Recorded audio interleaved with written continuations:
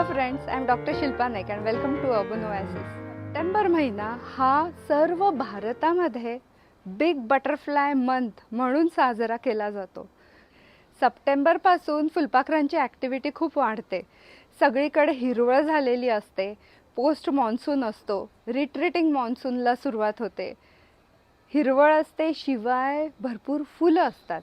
त्यामुळे फुलपाखरांच्या अळ्या म्हणजे सुरवंटांना खायला पण भरपूर असतं आणि फुलपाखरांना फुलं आणि त्यांचा मध पण भरपूर असतो.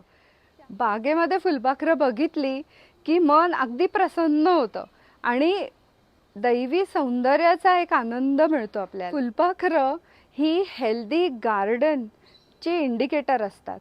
Healthy garden, healthy ecosystem, pollution कमी असेल तिथे फुलपाखरं दिसतात.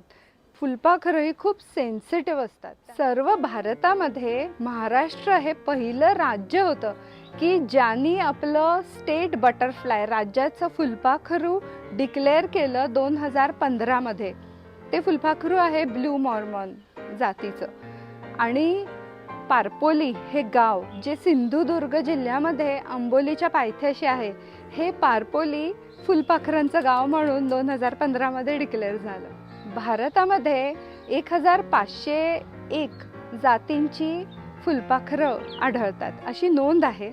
आणि पुणे तर वेस्टर्न घाटामध्ये येतं. वेस्टर्न घाटाच्या पूर्वेला वेस्टर्न घाटामध्ये 331 फुलपाखरांची नोंद झालेली आहे. डॉक्टर कृष्णमेघ कुंटे यांच्या रिसर्चप्रमाणे अर्बन एरियाजमध्ये म्हणजे पुण्याच्या 20 किलोमीटर ह्या रेडियसमध्ये 103 जातींची फुलपाखरे आढळतात.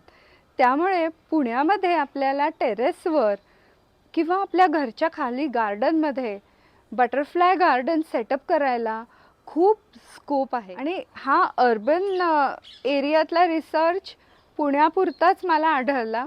बाकीच्या स्टेट्समध्ये किंवा असा खूप कमी रिसर्च आढळतो फुलपाखरांच्या बाबतीत. आणि माझ्या टेरेसवर जी फुलपाखरं येतात बऱ्यापैकी बरीचशी ऑल ओव्हर इंडिया आढळतात. त्यामुळे भारतभर आपल्याला स्कोप आहे बटरफ्लाय गार्डन सेटअप करायला आपल्या होम टेरेस गार्डनमध्ये. सप्टेंबरमध्ये मी पण वॉच ठेवून होते, जरा स्टडी करत होते कुठले फुलपाखरं टेरेसमध्ये येत आहेत. आणि एप्रिलमध्ये पण काही रेकॉर्ड केलेले आहेत मी. तर माझ्या टेरेस गार्डनमध्ये जी फुलपाखरं येतात ती आज मी तुम्हाला दाखवणार आहे. कारण माझी टेरेस ही साधारण 30 मीटर उंच बिल्डिंग आहे, त्याच्या टॉपला आहे. आणि एवढ्या 30 मीटर उंच फुलपाखरं कुठली येतात हा स्टडी मला कुठे मिळाला नाही अर्बन एरियाजमध्ये. एक सिंगापूर युनिव्हर्सिटीचा फक्त एक रिसर्च मिळाला जो सांगतो की 50 मीटरपर्यंत फुलपाखरं येऊ शकतात बिल्डिंगमध्ये. पण बाकी इंडियाचा रिसर्च मला मिळाला नाही. त्यामुळे आज मी असं ठरवलं की मी जे रेकॉर्डिंग केलेत फक्त माझ्या टेरेसमध्ये जी फुलपाखरं येतात तुम्हाला मी आज तीच दाखवणार आहे. आणि त्या अनुषंगाने बटरफ्लाय गार्डन कशी सेटअप करायची हे पण मी तुम्हाला थोडक्यात सांगणार आहे. तर मी पहिले तुम्हाला माझ्या गार्डनमध्ये 3 नेक्टरिंगसाठी आलेले म्हणजे मध प्यायला आलेले फुलपाखरं दाखवते. 2 त्याच्यातले मी सप्टेंबरमध्ये रेकॉर्डिंग केलेलं आहे आणि 1 एप्रिलमधला आहे. एप्रिल महिना पण वसंत ऋतू असतो, तेव्हा पण सगळीकडे भरपूर फुलं असतात. तर पहिलं जे आहे ते फुलपाखरू ह्या झाडावर जमैकन ब्लू स्पाइक म्हणून हे झाड आहे. तर इथेच त्याचं रेकॉर्डिंग आहे. आणि ते कॉमन वॉन्डरर म्हणून जे फुलपाखरू आहे तर त्या फुलपाखराचं मी केलेलं आहे. तर ते ह्याच्यावर बसून मध पित होते.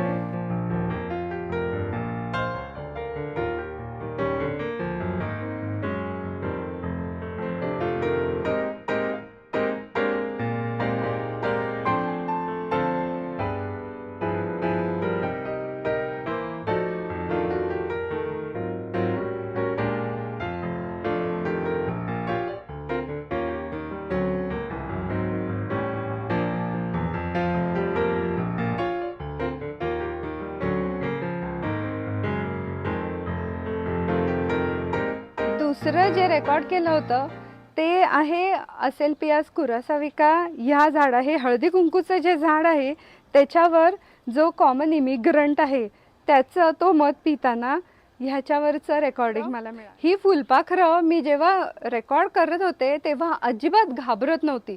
म्हणजे मी त्यांना हात पण लावला असता तरी ते उडाले नसते, इतके ते मग्न होते.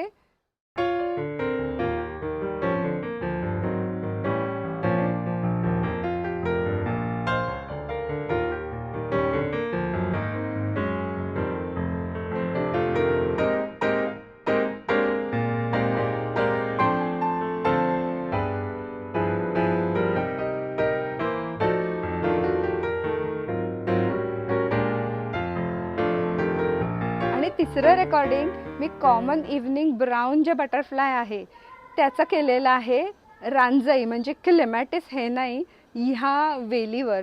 तर भरपूर फुलांनी भरलेलं होतं सप्टेंबरमध्ये. रांजई हे कॉमन इव्हनिंग ब्राऊन बटरफ्लाय असतं, ते दिवसभर रेस्ट घेतं आणि संध्याकाळी अराउंड 4च्या सुमारास ॲक्टिव्ह होतं. ट्यूबलाईट आपले रात्री लावले की जे फुलपाखरू घरामध्ये आपल्याला दिसतं ते कॉमन इव्हनिंग ब्राऊन ते अट्रॅक्ट होतं लाईटकडे आणि घरामध्ये येतं.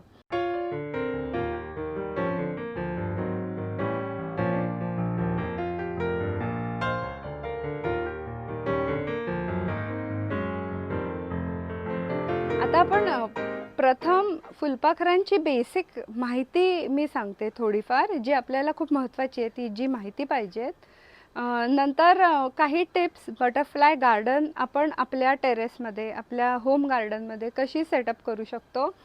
आणि शेवटी सांगेन की कुठले होस्ट प्लांट्स असतात फुलपाखरांचे आणि कुठली फुलं झाडं फळं झाडं आपण लावू शकतो फुलपाखरांसाठी आपल्या टेरेस गार्डनमध्ये. तर व्हिडिओ शेवटपर्यंत बघत राहा.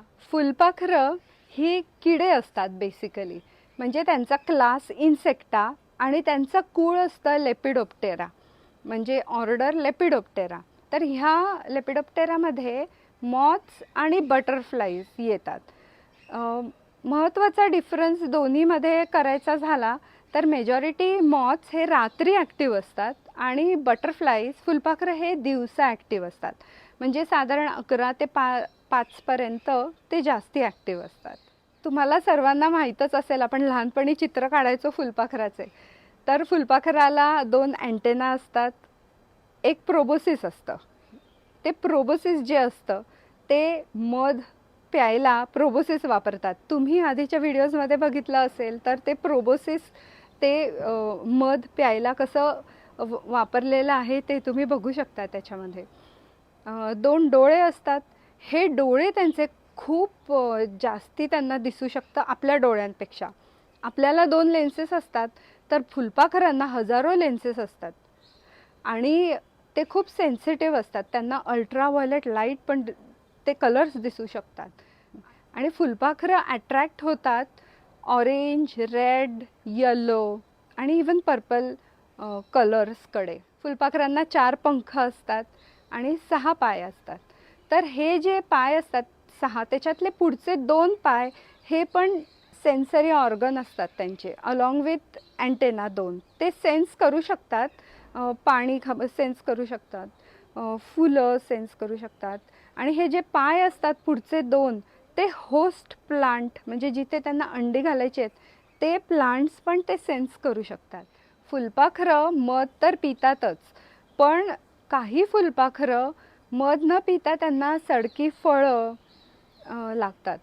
इवन काही फुलपाखरं शेण, नंतर सडलेलं मांस किंवा विष्ठा असेल, प्राणी पक्षी यांची विष्ठा किंवा काही झाडामधले स्त्राव येतात ते स्त्राव त्यांना हे लागतं. त्याच्यातनं त्यांना मिनरल्स मिळतात. इवन मातीमध्ये तुम्ही मडमध्ये असं चिखलामध्ये फुलपाखरांचे असे थवे किंवा 2-3 फुलपाखरं एकत्र रस्त्याच्या बाजूला जिथे असं एखादा डबका असेल चिखलाचं तिथे बघितली असतील तर ते त्याला मड पडलिंग म्हणतात. तर ते मड पडलिंग करतात ते मिनरल्स घेण्यासाठी, मातीतले मिनरल्स घेण्यासाठी. आणि हे मोस्टली मेल फुलपाखरं करतात. नर फुलपाखरं करतात आणि कारण ते त्यांना मेटिंगच्या वेळेला ते मादीला ट्रान्सफर करतात हे मिनरल्स. तर माझ्या गार्डनमध्ये मला 2 फुलपाखरांचं मेटिंग, 2 जातींच्या फुलपाखरांचं मेटिंग मी रेकॉर्ड केलेलं आहे. एक कॉमन मॉर्मॉन आणि एक इंडियन रेड पिरॉट. तर ते मी तुम्हाला दाखवते. दोन्ही अगदी अचानक मला दिसले.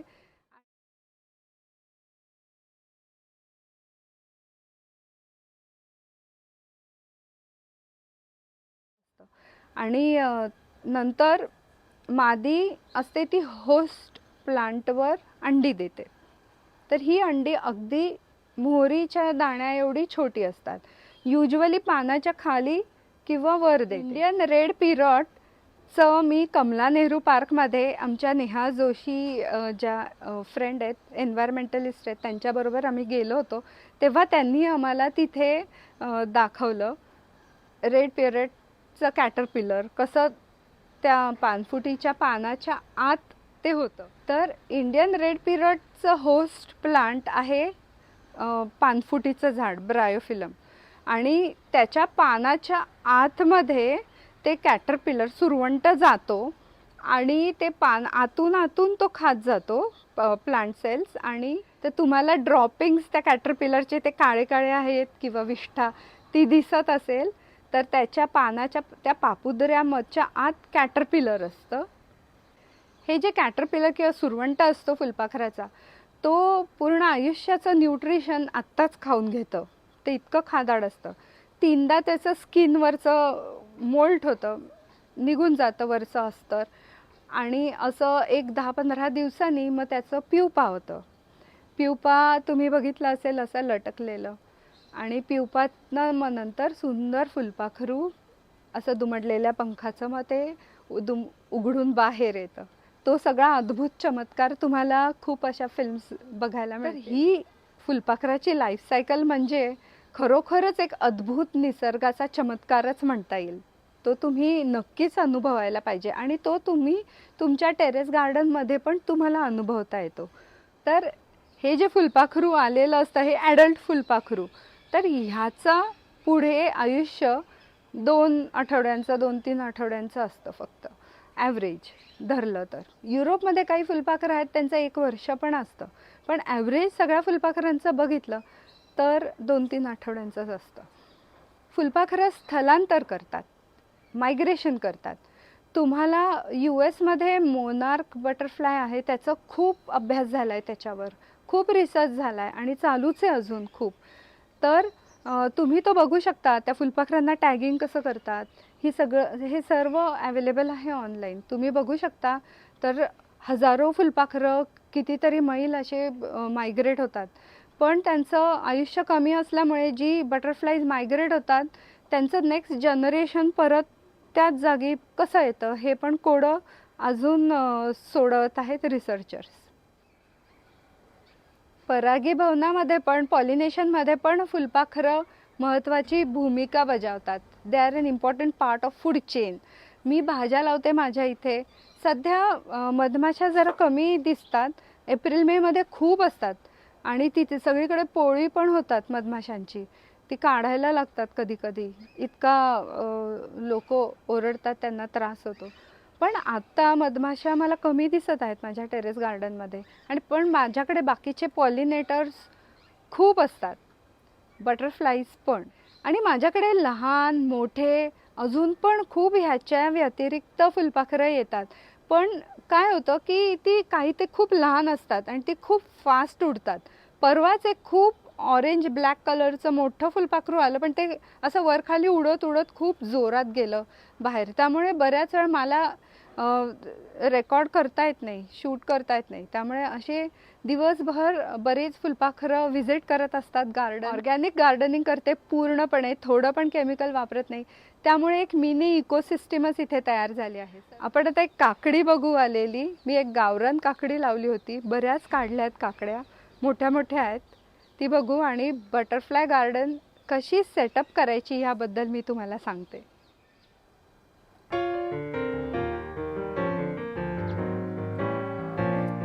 फुलपाखरं ही बेसिकली कोल्ड ब्लडेड असतात. त्यामुळे त्यांना ऊर्जा सूर्यप्रकाशातून मिळते, एनर्जी.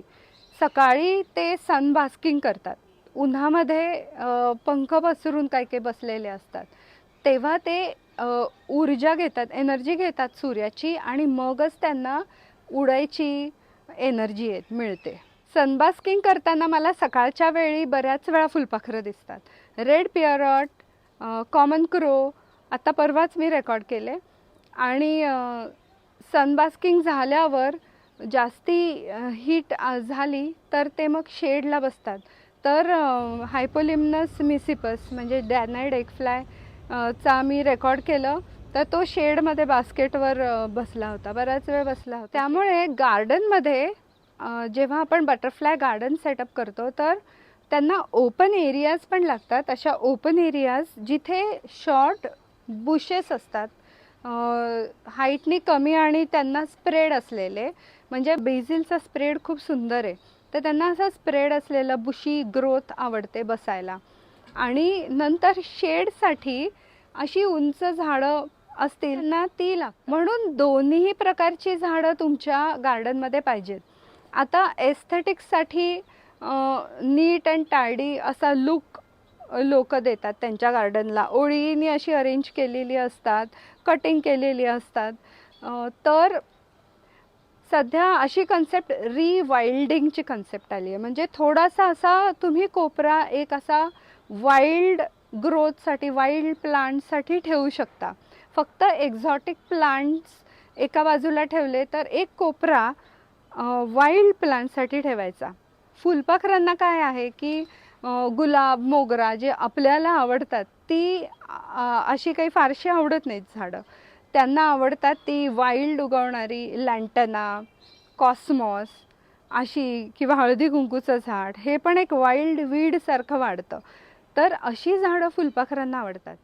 इवन काही काही वीड्स पण, दगडी पाला जसं आहे, काही फुलपाखरांना आवडतो. असे थोडेसे वीड्स पण त्याच्यामध्ये तुमच्या पॉट्समध्ये वाढले तरी थोडेसे वाढू द्यायचे. असा एक कोपरा फुलपाखरांसाठीच करायचा. दुसरं महत्त्वाचं आहे ते म्हणजे रासायनिक कीटकनाशकं, कुठलेही पेस्टिसाइड्स, हर्बिसाइड्स तुमच्या गार्डनमध्ये काही केमिकल्स असे फवारायचे नाहीत, मारायचे नाहीत.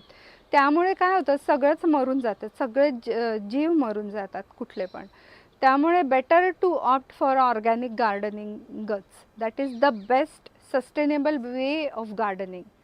तिसरं महत्त्वाचं म्हणजे वर्षभर फुलणारी झाडं लावायची, आणि ज्यांचा फ्लावरिंग पिरियड जास्ती आहे, जास्ती काळासाठी आहे, अशी फुलं लावायची.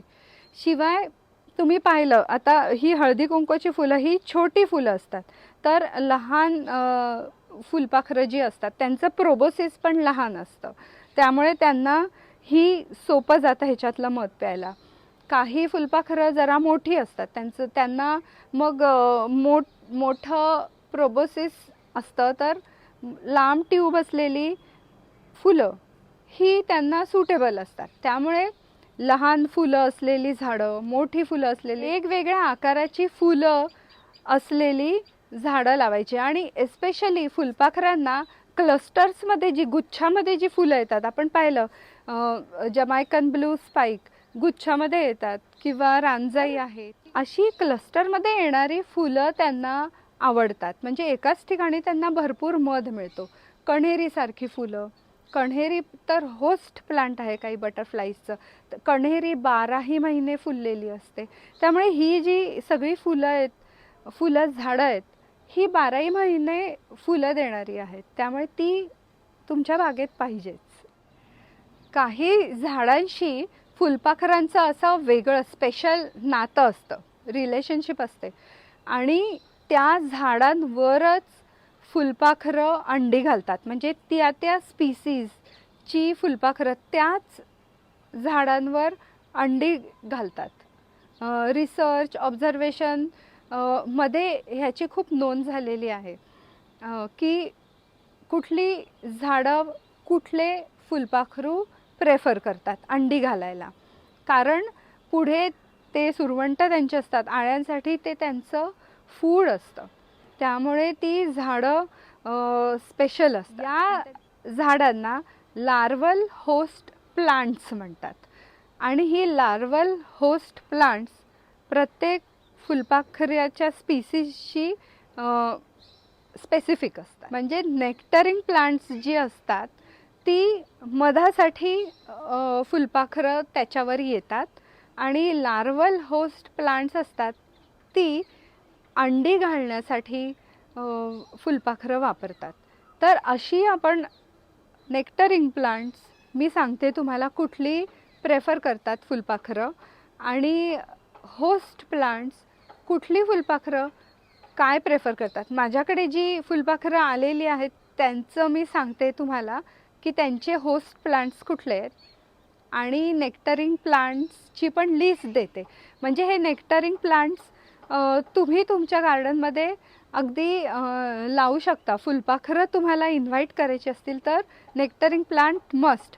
आणि होस्ट प्लांट्स तुम्ही लावले तर तुम्हाला प्रेडिक्ट करता येतं की कुठलं फुलपाखरू ह्याच्या आसपास येईल अंडी घालण्यासाठी. हे नेरियम ओलिएंडर आणि मिल्कवीड म्हणजे हळदी कुंकूचं झाड, सेल्पियास कुरासाविका, हे कॉमन क्रोचं होस्ट प्लांट आहे. ह्याच्यावर ते अंडी घालतं. नेरियम ओलिएंडरची पानं पॉयझनस असतात पण तरी ते खातं आणि त्याच्यामध्ये ते टॉक्सिन्स जातात. म्हणजे त्याला पेस्ट कोणी अटॅक करणार नाहीत, ही त्याची डिफेन्स मेकॅनिझम असते त्या फुलपाखराची. हे असेस्टेशिया जॅन्जेटिका जे आपलं नेटिव्ह प्लांट आहे हे होस्ट प्लांट आहे हायपोलिम्नस मिसिपस या फुलपाखराचं. हे प्लस बार्लेरिया क्रिस्टाटा म्हणजे जांभळी कोरांटी, पांढरी कोरांटी, शिवाय हिबिस्कस, जास्वंदीच्या वेगळ्या वेगळ्या स्पीसीज, पोर्चुला कॉलेरेसी हे होस्ट प्लांट्स आहेत. शिवाय कुंती कामिनी, तगर, बदकवेल. इंडियन कॉमन मॉर्मॉन जो बटरफ्लाय आहे त्याचे होस्ट प्लांट्स आहेत लिंबाची झाडं. वेगळ्या वेगळ्या प्रकारची लिंब मी लावते. हे एका बीपासून मी लावलेलं लिंबाचं झाड आहे. शिवाय कढीपत्ता, कुंती कामिनीचं झाड, हे कॉमन मॉर्मॉनचे होस्ट प्लांट्स.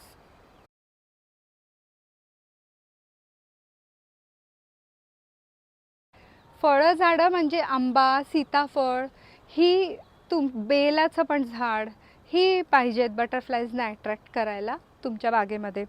नेक्टरिंग प्लांट्समध्ये पेंटास, इक्झोरा, पॅगोडा फ्लावर, सोनचाफा, बटरफ्लाय बुश.